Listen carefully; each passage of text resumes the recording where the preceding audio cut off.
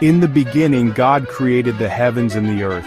Now the earth was formless and empty, darkness was over the surface of the deep, and the Spirit of God was hovering over the waters.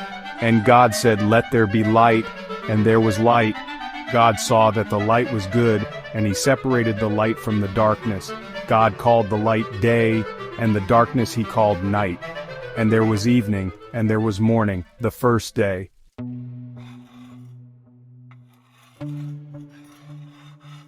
The book of Genesis is written in powerful evocative language. It paints a vivid picture of the dawn of time.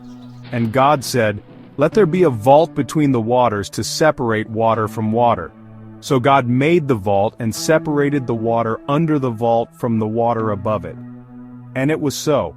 God called the vault sky. And there was evening and there was morning the second day. It speaks to the power and majesty of the creative force that brought everything into existence. But Genesis is more than just a creation story. It's a story about us, about humanity. It tells of our place in the grand scheme of creation. In the verses of Genesis we discover our own origins. We are introduced to Adam and Eve placed in the Garden of Eden and tasked with being stewards of this newly created world. The story of Genesis is our story. It's a story of beginnings, of relationships, of choices, and of consequences. It's a story that continues to resonate thousands of years after it was first told.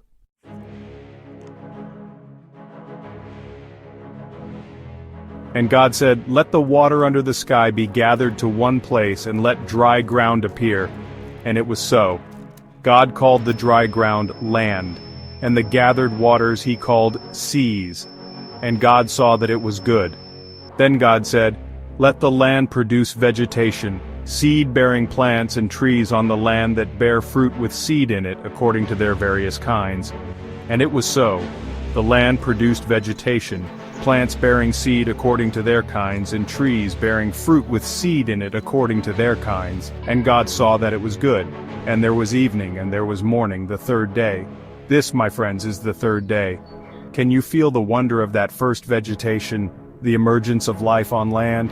It is a cycle of growth and renewal that defines our world, a cycle that sustains our very existence. And God saw that it was good. This is the continuation of creation, a story unfolding, a universe being born moment by moment, and we are privileged witnesses to this most magnificent act.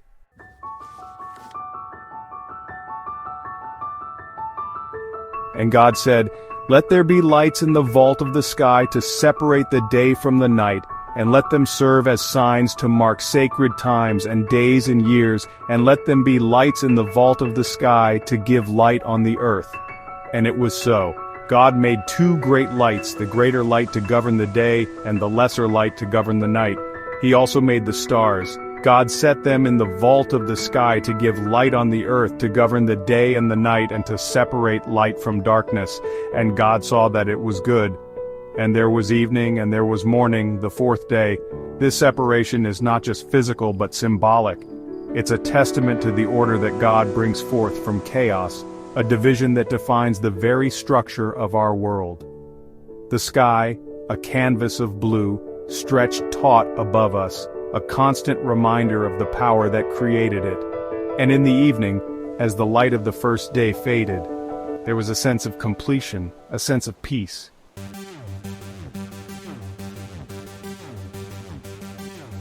Section 3. Let the earth bring forth. And on the fifth day God spoke again. Let the water teem with living creatures, and let birds fly above the earth across the vault of the sky.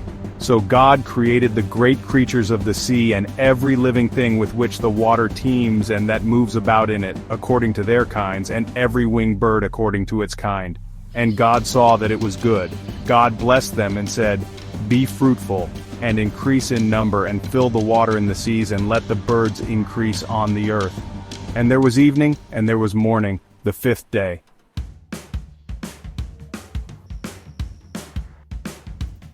Section 4, the heavenly lights.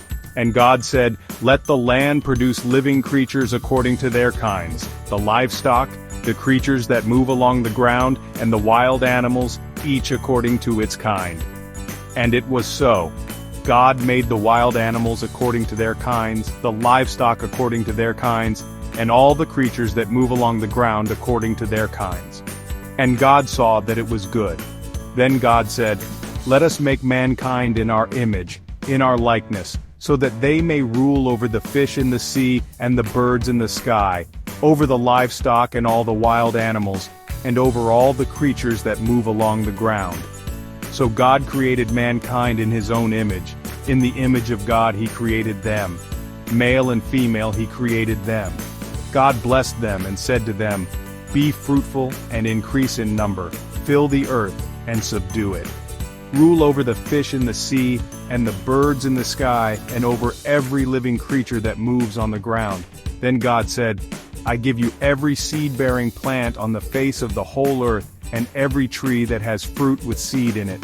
They will be yours for food, and to all the beasts of the earth and all the birds in the sky and all the creatures that move along the ground, everything that has the breath of life in it, I give every green plant for food." And it was so. God saw all that he had made, and it was very good. And there was evening, and there was morning, the sixth day.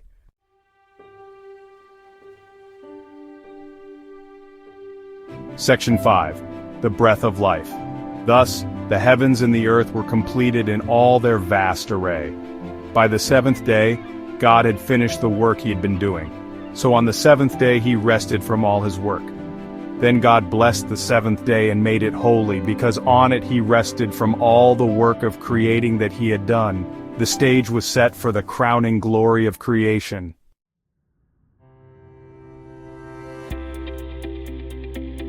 This is the account of the heavens and the earth when they were created, when the Lord God made the earth and the heavens. Now no shrub had yet appeared on the earth, and no plant had yet sprung up, for the Lord God had not sent rain on the earth, and there was no one to work the ground. But streams came up from the earth and watered the whole surface of the ground. Then the Lord God formed a man from the dust of the ground and breathed into his nostrils the breath of life, and the man became a living being.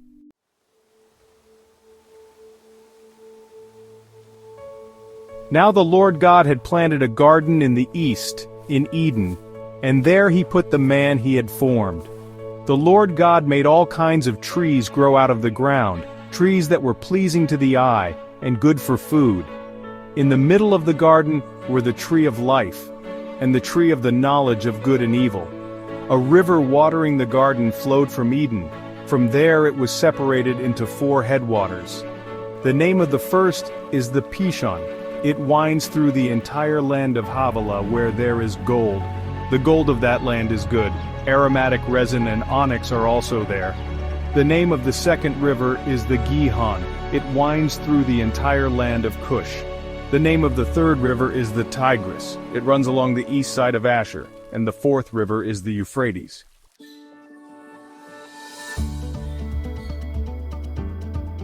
The Lord God took the man and put him in the Garden of Eden to work it and take care of it. And the Lord God commanded the man, "You are free to eat from any tree in the garden, but you must not eat from the tree of the knowledge of good and evil, for when you eat from it you will certainly die." The Lord God set clear boundaries, guiding man with wisdom and care, ensuring the harmony of creation.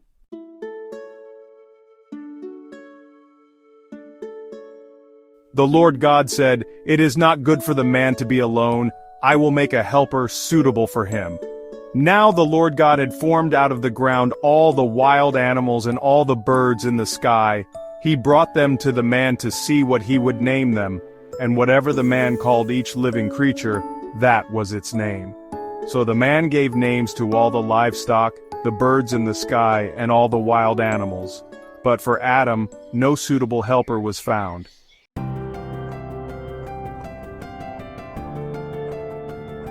So the Lord God caused the man to fall into a deep sleep, and while he was sleeping he took one of the man's ribs and then closed up the place with flesh.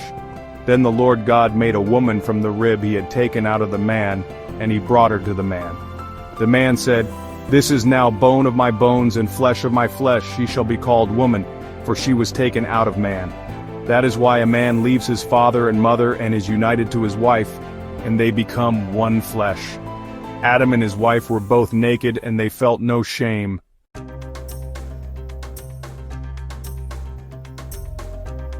The story of creation, as told in the book of Genesis, is a story of breathtaking scope and profound simplicity. In just a few verses, it paints a picture of a God who speaks, and the universe obeys. A God who separates light from darkness, who gathers the waters to reveal dry land, who commands the earth to bring forth life in all its abundance. Can you imagine the sheer power involved in such an act?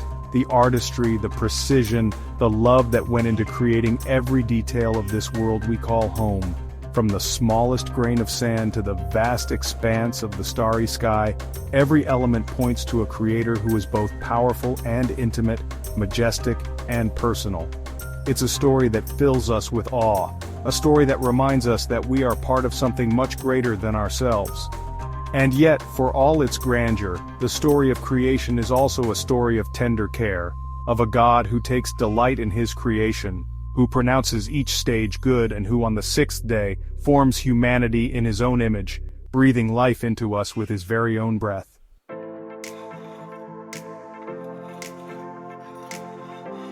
Section 2. The seventh day. After 6 days of creation, God rested. He looked upon all that he had made, and he saw that it was very good.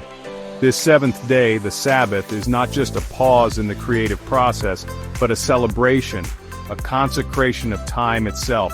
It's a reminder that even God, in his infinite power, recognized the need for rest, for a time to appreciate the fruits of his labor, to simply be present in the beauty and wonder of all that he had created. The Sabbath, then, is not just a day for rest, but a day for reflection, for gratitude, for reconnecting with the divine presence that permeates all of creation. It's a time to put aside our work, our worries, our striving, and simply be, to marvel at the miracle of life, to give thanks for the gift of each breath, each sunrise, each moment of grace. And in that stillness, in that space of quiet contemplation, we too can experience a taste of the divine rest, a peace that surpasses all understanding.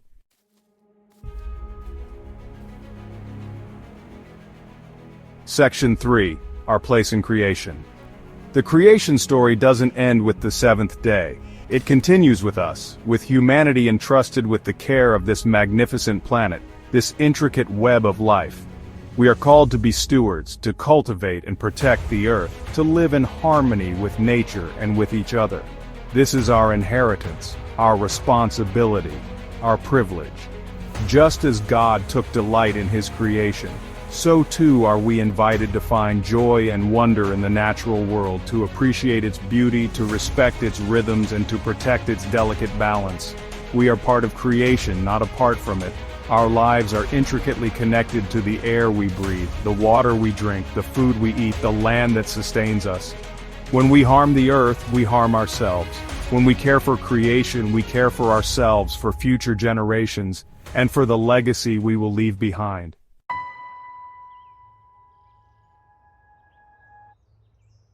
Section 4. A timeless story for today. Thousands of years after it was first told, the story of creation continues to resonate with profound relevance. In a world often characterized by chaos and uncertainty, it offers a message of hope, of order, of purpose. It reminds us that we are not accidents but beloved creations, each one of us formed with intention, each one of us bearing the divine image within. The story of creation is a story of beginnings, but it's also a story that continues to unfold each and every day. It's a story that invites us to marvel at the wonders of the natural world, to find our place in the grand scheme of things, and to live our lives with a sense of gratitude, purpose, and awe.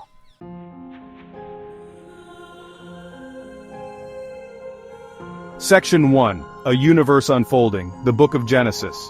A story as old as time itself, a story that speaks to the very core of our being. It reminds us that we are part of something vast and ancient, something magnificent and mysterious.